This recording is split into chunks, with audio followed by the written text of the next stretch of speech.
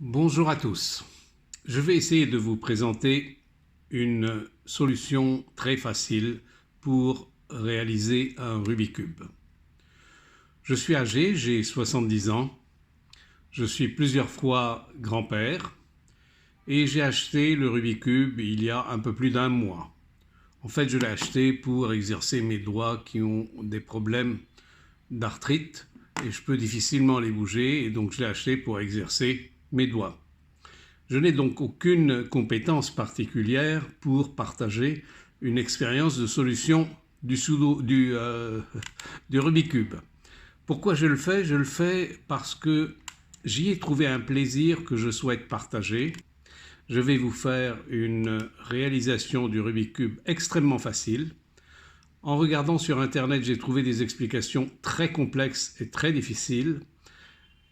Aucun plaisir à les réaliser. Moi, je ne cherche pas à faire le Rubik's Cube en moins de 2 minutes, ça ne m'intéresse pas. En revanche, ce qui m'intéresse, c'est d'y trouver du plaisir, et c'est ce que je vais essayer de vous transmettre. Je suis sûr que vous m'apprendrez, vous, à le faire beaucoup mieux que moi je le fais. Eh bien, le Rubik's Cube, d'abord, il faut le présenter. Je vais donc vous présenter sommairement un Rubik's Cube. Un Rubik's Cube est composé de 6 faces, comme chaque cube, et chaque face a une couleur. Ce qui est particulier, c'est que dans chaque face, sur chaque face, il y a un centre.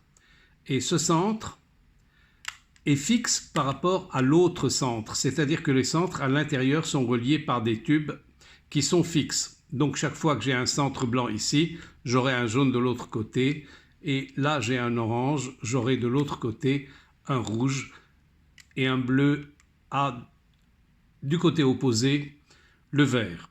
Le centre n'a qu'une seule couleur, c'est une pièce qui n'a qu'une couleur. Sur les côtés, il y a les arêtes qui, elles, ont 2 couleurs. Celle-ci, vous voyez, elle est blanc et vert, et celle-ci rouge et vert, etc. Et il y a les coins. Les coins, eux, ont 3 couleurs différentes. Et ce qu'il faut savoir, c'est que chaque pièce a une place sur le cube, et une seule. Elle ne peut pas se trouver ailleurs si vous voulez réaliser le cube. Et elle doit être aussi bien orientée. Je m'explique. Regardez cette arête, par exemple. Elle est orange d'un côté et blanc de l'autre. Elle peut se trouver ici, à l'intersection de la face blanche et de la face orange, mais elle peut avoir le côté blanc de ce côté et la couleur orange de l'autre côté. Ce qui fait qu'elle sera à la bonne place, mais elle ne sera pas bien orientée. Ce qu'il faut savoir, c'est que comme les centres sont fixes, ce sont eux qui vont déterminer la couleur de la face.